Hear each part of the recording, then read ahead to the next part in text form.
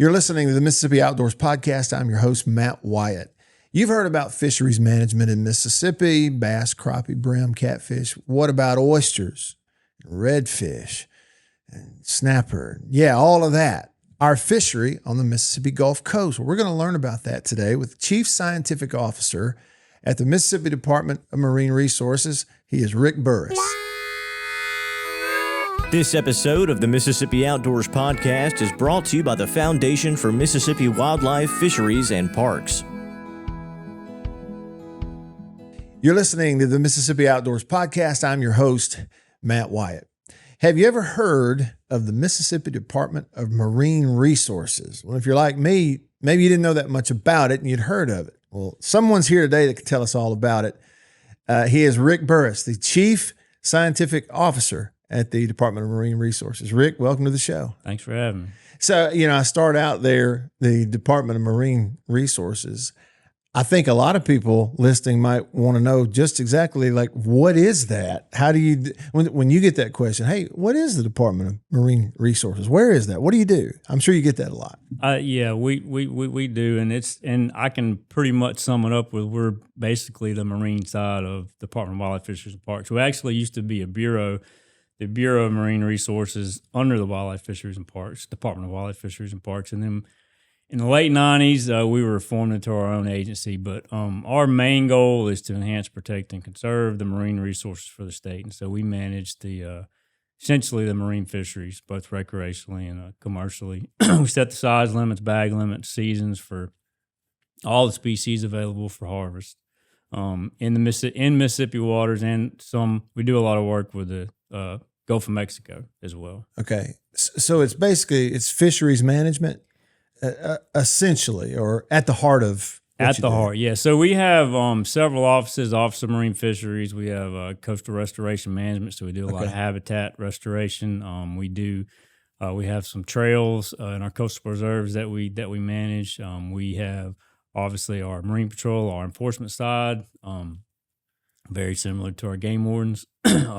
In the Wildlife, Fisheries, and Parks, we have our Office of Coastal Restoration and Resiliency, and so we do a lot of historical things with our with the resources culturally and things like that. And then we also have our Grand Bay National Estuarine Research Reserve located in on the Alabama line, in a very special place, a pristine place. So we manage the resources both in the water and out of the water. Yeah.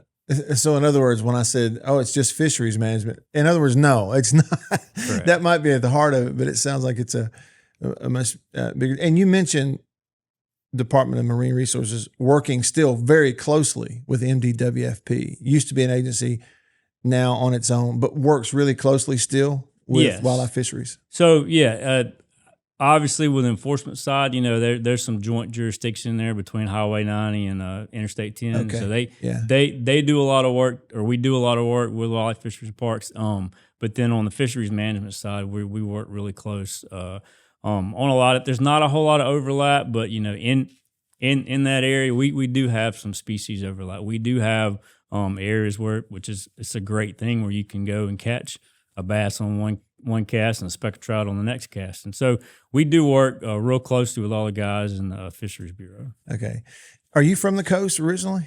I'm originally from Hattiesburg. Okay. So, but I did grow up fishing on the coast, and one way or another, I got led down there. Well, and a lot of people in that area, Pine Belt, Hattiesburg, that area. I mean, it's close enough to the coast. They spend a lot of time there. Like, that's not unusual, is it? It's not. It's really close. It's a short drive, and not only the Mississippi Gulf Coast, but the Louisiana Marsh is right there too. So it's a short drive from Hattiesburg, and easy to when you're dedicated to go catch some fish.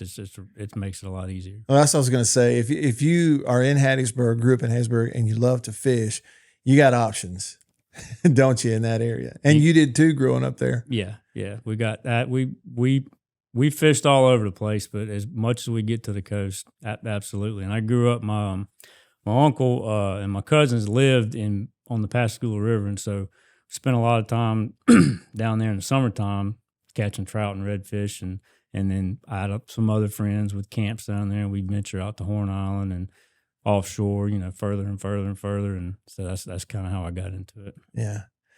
When you say get into it, in your life path, your career path, what did lead you to this? Chief Scientific Officer, Department of Marine Resources. Is that what you always wanted to do? Like, how'd you wind up in this job? No, that's not what I always wanted to do.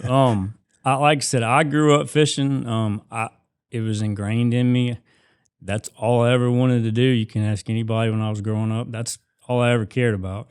I would, anywhere I saw water, I would try to catch a fish. I grew up watching Jimmy Houston and Bill Dance and all that, Yeah. and I love the theme song. Anywhere there's water, he'll be there. Well, that's the way I was. Ditches, I would try to catch fish in ditches and creeks, and then as I got older, I got more opportunities, to actually get out and catch fish for bass or go fish in the marsh and catch more and more different species of fish. And didn't matter what it was, I was always just so involved and trying to catch fish, and the many different species really intrigued me, depending on where you were. But I would continuously try to go out and catch new fish and do new things, and that's just what I did. But that was never like my career goal outside of an attempt to be a professional fisherman, which I got shot down real quick. My goal in life was to actually be in the FBI. So that's what I want to do. I want to do law enforcement on a federal level. So that was where my career path was going. So when I graduated college, when I graduated high school, I'd never even taken a biology class. I was never in my line of sight. And I graduated high school, and I went to Alabama. I was going to get a pre-law degree and then take the steps from there to go into the FBI. And God had he had another direction for me, and I ended up coming back to Hattiesburg and going to USM. It was a real kind of snap thing. I got there and just started going to school without any major. And at some point, somebody said, "Look, you've been here long enough. You're going to have to pick a major." And so back then, we had the books. We didn't have, to my knowledge, there wasn't a whole lot on the internet. So, I picked up the book, started looking. I saw marine biology. And I said, well, this will be easy. I can do that. And started taking fisheries classes and marine biology classes. And it just came so natural to me that it wasn't anything difficult about that side of it. Now, the other part, the science parts, genetics and physics and things like that were really not my realm, chemistry. But when it got down to fisheries management and fishery science and things like that, it was just second nature to me. So I really excelled at that. And I got out of school. I graduated college with my bachelor's degree in marine biology, and didn't know what to do after that. And so I stuck around. I had a job on campus at a USM and just stuck around and decided to take a couple classes. And somebody told me, you need to take this class that George Pisoni teaches. And I think his son Barry actually used to work for the Department of Wildlife, Fisheries and Parks. He's been on a Mississippi Outdoors show, I think. But this guy's real interesting. You need to take, and he taught a class called phycology, which is the study of algae. Well, I didn't really care to take a class like that, but I said, all right, I'll give it a chance. And started taking classes, and they were right. Dr. Pisoni was real interesting. And we got to talking about fishing and turkey hunting, and it was, we were two peas in a pod. And he said, he had a camp in Hopedale, Louisiana, and he was always going down there and tell me what he caught. And he's like, we need to go fishing sometime. I said, sure. And I think he took me, and he came back. He said, look, you want to get a master's degree? I said, yes, sir, I do. And he said, I'll get you a master's degree. I just need somebody to come to this fishing camp with me because nobody wants to go with me anymore. And so we actually came up with a project down in Hopedale. And so we were able to go down there and do research for my master's degree, a very small amount of time, and we fished the rest of the time. So it taught me more in those 3 years about the marine environment because I spent so much more time there. We were down there a week, 2 weeks, a month, all throughout the year, not just when you're supposed to be fishing. And so we learned a lot. the main thing I learned was how to catch speckled trout on artificial lures, because I grew up catching them on live shrimp, and then where to catch, where they are at different times of the year. And that was fascinating to me, because only thing I ever knew was fishing in the summertime in the same old spot. They were either there or they weren't. But learning the migratory patterns and where they go in the wintertime, where they go in the summertime, how they spawn, when they spawn. I learned a lot about that. And when that wrapped up, that job came open with the Department of Marine Resources as a fisheries scientist, and I applied for it, and I got it. And that was about 17 years ago. So, and the rest is history, as they say. Yeah. And here you are. There's several interesting things there as you kind of describe your story, but one is, the obvious of someone, a professor at USM, sort of taking you under his wing. That's really what he sort of did. I wonder why he took an interest in you like that. I think because we were so alike, and I was so in tune to what he would, the stories he would tell me and about the trips that he would make. And I think he also saw an opportunity that I can work with this young guy, and I can get him a master's, but at the same time, I got a fishing buddy to go with me and clean the boat and clean the fish and handle everything. And he was getting on up there in age, so nobody had to worry about him going by himself. And he's always looking for somebody to go. Well, everybody's got work and everybody's got this. Well, I had to go because it was part of, my master's degree. So it worked out for both of us, obviously. The other thing I thought too is your vantage point, your whole life as a fisherman. You're in the boat, you're on the bank, you got the rod in your hand, you're the angler, and now if that helps you, all that experience and your whole life seeing things through the eyes of an angler, this wasn't just a curriculum, it's something you wanted to do as a job, but now you're in this job. Does that help you? Your whole life being a fisherman, does it help you in your job now? I think it does. I think it's not required, but I think it's beneficial because I understand, when we have regulatory changes, when we do things that the public may not particularly like. I'm a part of that too, and I understand, what it is from their point of view. We have to make regulatory changes because of the population. We have to make regulatory changes to improve the fishery or get it to a point to where it needs to be.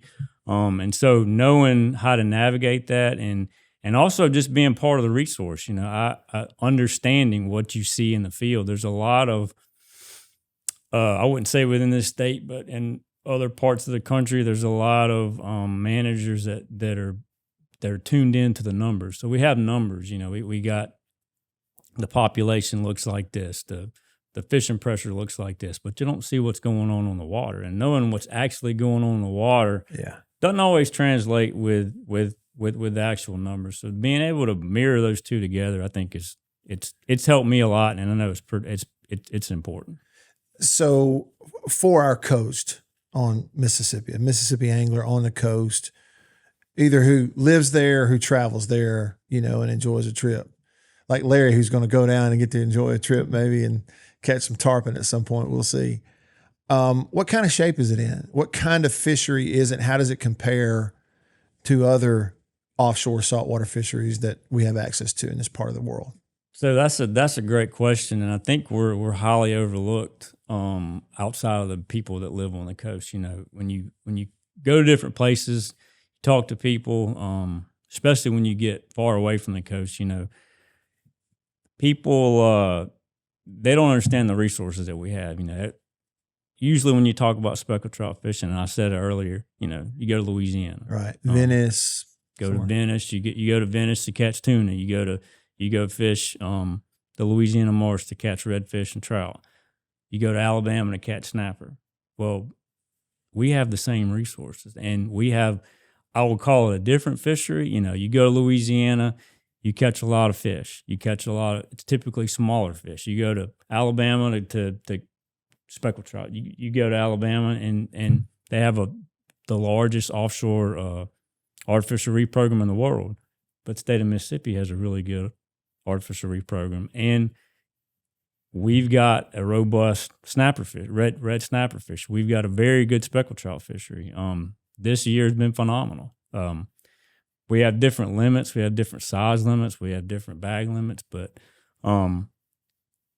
we have a very, very good saltwater fishery, and the different species we have. You can, like you talked about, Larry's going down there to try to catch some tarpon. He didn't even know. He was asking me that question because he had never heard of it. Mm-hmm. We have tarpon off the Mississippi Gulf Coast. We have redfish. We have speckled trout. We have tripletail. We have great cobia fishery certain times of the year. But we have, if anybody's curious as to what we got a great group of charter fishermen. We have a lot of charter boats that can take you out and show you, where to catch these different species, how to catch these different species, and there's all kinds of different trips. We're also pretty close to the Chandelier Islands, and so that even though that's in Louisiana, the fishermen, the charter fishermen out of Mississippi, they take residence out there at certain times of the year. So it's leaving out of Mississippi. There's many opportunities to catch saltwater fish for sure.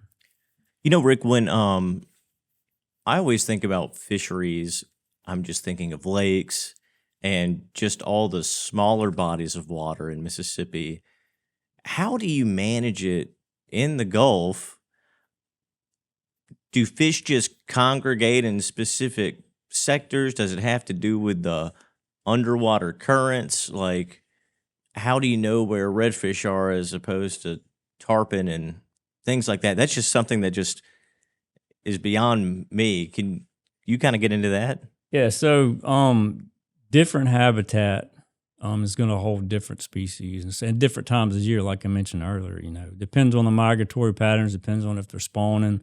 Redfish, at certain parts of their life stage, the adult population lives offshore. That's the bull reds, people call them. And that population, that breeding population, lives offshore. But the subadults and the juveniles live inshore, and they typically live around marsh edges. Speckled trout are different. They migrate in the wintertime. They migrate up into the rivers, in the deeper holes to stay warm, and that's typically where most of the forage is. But then when springtime comes, they're moving out because they're wanting to spawn, and so they move out to the islands, our Gulf Islands, around those passes, around the grass beds and oyster reefs, and they spawn out there. And so it all depends on the species that you're talking about. We have, like I said, we have a pretty robust artificial reef program, which attracts a lot of red snapper and other species as well. The predominant species is red snapper, but cobia and king mackerel, and we catch some grouper too. But it's all about habitat, and habitat, I think, if you look at a fishery is your resource, your fish, your fishermen, and then the habitat, and you have to manage all that. And fishermen is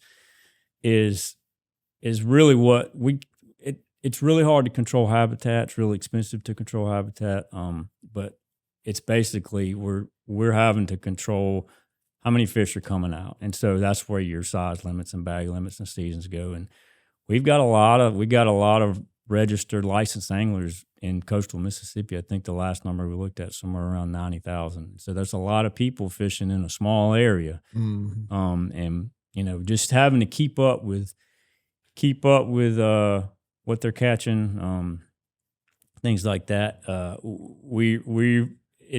We're trying to come up with more dynamic ways of doing that. We have a program that we're working with the state of Louisiana and Alabama. It's called the recreational survey in Louisiana is called LA Creole, and we're adopting that in Mississippi Creole and Alabama Creole, to where we're using effort surveys along with the dockside surveys that we're already doing, but we're making it like more conform to what we can actually do in the state. And so rather than getting a mail out survey like you do with the Marine Recreational Information Program, which is MRIP, that's put in by NOAA, which is what we currently use, we're going to start. We've started doing a phone survey, and so we call people, call our registered anglers, ask them how many, if they fished this week, did they catch any fish? And then we take that and look at the dockside surveys that when we're actually going out there and doing the creel surveys with our personnel and weighing the fish and measuring the fish and seeing what they caught. And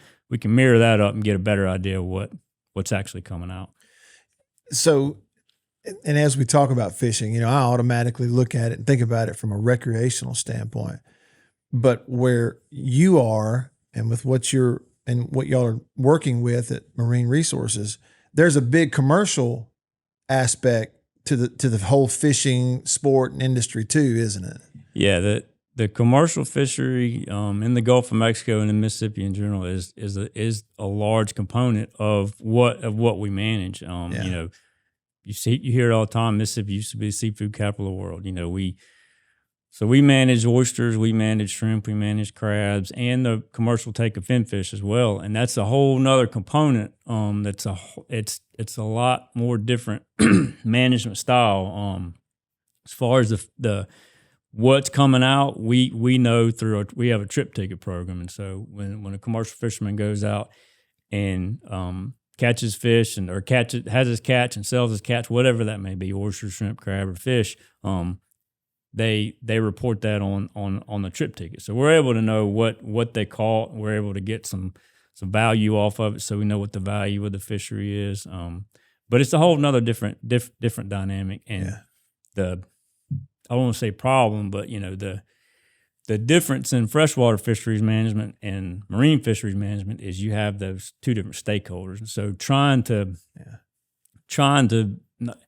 managing the resource is the important thing. Right. And that's what we do, is manage the resource. It's not pro-commercial. It's not pro-recreational. We're manage the resource for all the stakeholders of the state of Mississippi. And so that's where the difference is, for sure.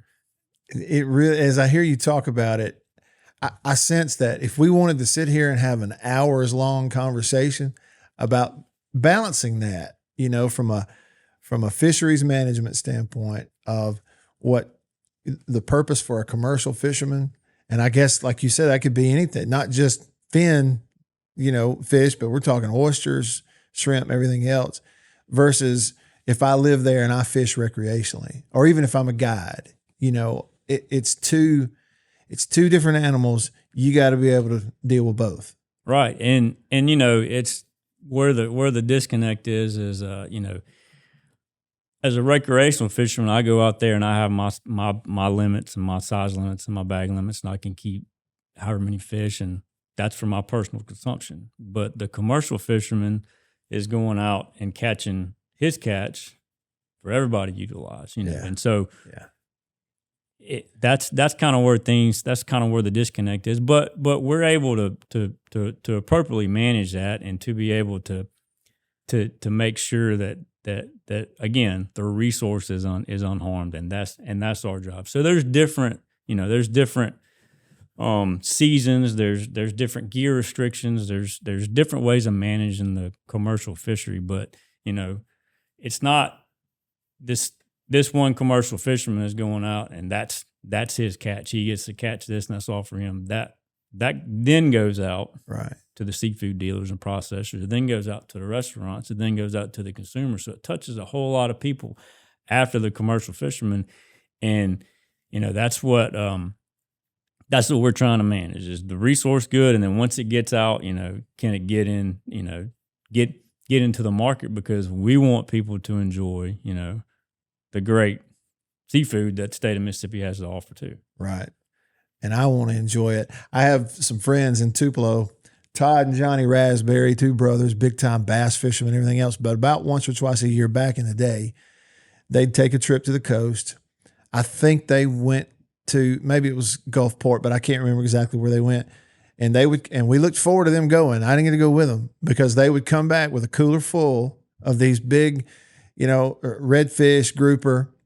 They would marinate it in their refrigerator overnight and then call us the next day, and they would grill it. They had a way of grilling this, and it's the best fish I've ever eaten. No offense to my dad when he cooks crappie, and no offense to the catfish, it's great, but that's the best fish I've ever eaten. Yeah, the saltwater fish have a different texture, different flavor, and it's what I've learned is on what they eat. They say you are what you eat. You know, when you're eating shrimp and crabs and other fish that are eating shrimp and crabs, and just the way the food chain is, there's a lot of tasty fish out there for sure. What's your favorite? My favorite, triple tail. Triple tail. Do you cook it yourself or Oh something? yeah. It's a good firm white meat and they eat a lot of crabs. So they sit on top of the water. A lot of crabs or shrimp, a lot of fish too, but a lot of shrimp and crabs, and that enhances the flavor. It's really good. You got a recipe you care to divulge, or is it a secret? The way I've started cooking fish, I try to it's as simple as possible. Cook you get some butter or olive oil in a frying pan, put some blackening seasoning on it, and just hit it on both sides for a couple of minutes. Keep it simple. That way you can still taste the fish, still somewhat healthy. Yeah. These guys, they would marinate it in Italian salad dressing in the refrigerator overnight. That's all they put on it. And then, grill it, but a lot of times on a big piece of foil, and that's all it took. Yeah. Pretty soon, if we keep this up, we're going to have to leave here and go get something to eat. I'm getting hungry. But back to the subject, buy-in with collecting data from fishermen, those who are accessing, the Gulf and our coast, recreational fishermen, and I'm sure commercial, there's a certain standard they have to follow in terms of reporting and that sort of thing. But buy-in from fishermen, and the reason I'm asking, like, if somebody is in a boat and they put in Alabama, but they're in Mississippi and it's caught in Mississippi, how is that data collected in terms of managing the fishery? So things get kind of hairy when you talk about that, but typically where the fish is landed is where it's documented for the recreational side. Now, commercially, we have ways in the trip tickets to be able to say, well, I landed these fish in Alabama, but I'll harvest them in Mississippi or I'll harvest them in Louisiana, because a lot of, especially like the shrimp fleet, they'll go to all 5 Gulf states and fish off their coast, or they'll fish up the East Coast, and so we're able to document that. But as far as the recreational fishery go, we typically are just getting it at where it's landed, and it's like used for that state, for our state. Yeah. You mentioned oysters. Where are we there in Mississippi on our coast compared to others around us, Louisiana, Alabama? Well, so if you're familiar with 2019, there's a really big flood. The Mississippi was flooding. There was a lot of flooding up here. Well, that all came down to us. So they opened the Army Corps of Engineers opened the Bonnie Care spillway for an unprecedented 2 times. I think it was open for 123 days. And so what that did was it diverted fresh water from the Mississippi River through Lake Pontchartrain and Lake Bourne, and eventually into the Mississippi Sound, into the western side. And actually, that was the first time we saw it go all the way to the Gulfport, past the Gulfport Ship Channel. We saw that fresh water come all the way to Biloxi.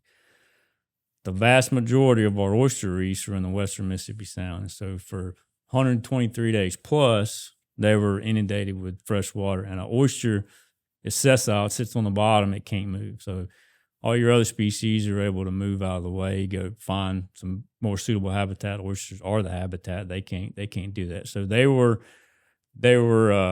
we had a lot of mortality. I think 96% mortality, because they were under 5 parts per thousand salinity for so many days. And so we lost the majority of our oyster reefs.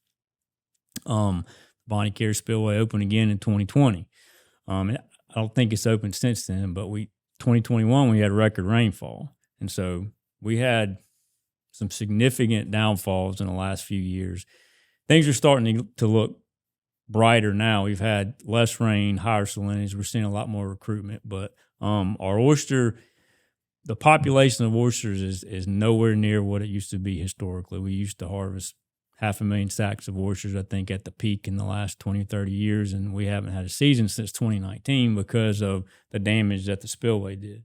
But the agency is actively working to try to restore these reefs, but with 14,000 acres worth of reefs, takes a lot of money to do that. And so the legislature last year and this year made some changes to kind of open things up to where we've always had private leasing options available, but they opened up a much larger area to where 80% of our natural oyster reef bottom for the private industry to be able to come in and lease those areas and put cults down to really enhance all of our historical oyster reefs, and hopefully to not only increase the habitat and increase the ecological services provided by those oysters, which is key to that whole area and the whole Mississippi Sound in general, but also, to revitalize the oyster industry as well. Why is it key? I mean, and I know you could probably take it way over my head on that, but basically, why is it key to that area? Not just so I can go eat oysters. So just from an ecological standpoint or an environmental standpoint, the eastern oyster is the keystone species. So I've mentioned earlier, they are the habitat. So when you have viable oyster reefs and you have these thriving populations that are vast, several thousand, hundreds of acres, because they're in pockets, it provides habitat for essentially everything, all the way from your small shrimp and your crabs and your little fish. They all are attracted to it, and then the bigger fish are attracted to it. Mm-hmm. So everything lives around those reefs. When you don't have that, you've got mud. Nothing's congregating over mud, so they're mud and hard bottom, but so everything is displaced. Okay. When you have these reefs, then you have all the ecological services that come with it. Not only that, you got storm protection, you got protection from erosion, but just the habitat where all the species are thriving there. That's what makes the Mississippi Sound go, especially in the West. The industry-wise, it's an important cultural and historical industry, and economically, it used to drive the coast. We used to have, like I said, we were the seafood capital of the world. There were oyster shells everywhere because we were canning oysters, we were harvesting oysters. We hadn't had that in quite some time, and I think we're on the right path to get back there, but it's going to take a long time. It takes a long time for oyster reef to build back. Mm-hmm. It also speaks to, as you talk about it, just how diverse the state of Mississippi is. You're from Hattiesburg, right up the road. I mean, bass fishing, anything freshwater is no different than where I live right now in Tupelo in Northeast Mississippi. But you're a hop, skip, and a jump growing up in Hattiesburg from the coast, where it's this incredible saltwater fishery, marine habitat, and Arkansas doesn't have that. Tennessee didn't have that. Georgia a little bit, but it really does, doesn't it? And you've had a full view of it your entire life, just how diverse and how cool, for that matter, the state of Mississippi is from an outdoor standpoint. Oh yeah, you'd be blown away with the number of species that not only do we have in the marine waters, but in the fresh waters as well. All our creeks and all of our rivers. We have some pristine rivers, some pristine creeks, that have harbor all kinds of different species. But where those rivers flow into the back bays and then into the Sound and then to the barrier islands and then offshore, I mean, then you're getting into, it starts going down towards the slope, and then you're getting into blue water, and it's all accessible from the state of Mississippi. Like I mentioned, people want to go to, Venice, Louisiana is the tuna capital of the world. Where you can also leave from Biloxi. You can leave from Mary Walker Marina and go on a trip and go catch yellowfin tuna. I mean, and blue marlin. I mean, it goes from the biggest to the small, just like like we talked about. And it really is diverse, and it's great. Yeah. The other way, like as that saltwater, freshwater mix, comes north, brackish water. Years ago, I had an experience fishing a bass tournament in the Louisiana Delta. Well, accidentally catching a big, 20-pound redfish. I'm trying to catch bass, and I had that experience. And I remember thinking, okay, I can see how I could really get into this now, full time. But you mentioned Pascagoula River. how far north is that brackish water coming and mixing where, I may be a freshwater fisherman and I may be bass fishing, but I'm fishing in an area where there are also redfish and maybe speckled trout swimming around. Yeah, it can extend. That salt wedge can go. It's tide dependent, but it can go pretty far up. I'll always above Interstate 10, but I've seen them in the fall and wintertime where they're way up the river. But those, it's also about the species. So those fish are tolerant of that. Those adult speckled trout and those red drum can tolerate fresh water to a certain extent, and when that's where the food is, then that's where they're going to go. And that's one of my favorite parts about fishing in the fall and wintertime is, like I said, we'll come back with a box that has speckled trout, has redfish, that has sheepshead, that has red ear sunfish, that has largemouth bass, and it's so diverse and colorful, and that's just a few of them off the top of my head, but it really is a great experience. When you say red drum, that's redfish? Redfish, yes. Yeah, same thing. Yeah. It's kind of like Larry and I had the conversation. Is it crappie or is it white perch? Or, people call it different things. It's really neat to think about our outdoorsmen, men and women who live in that part of the state, kind of where you are, that it's right out their back door. They can experience that throughout the year. Also unique really to the rest of the state.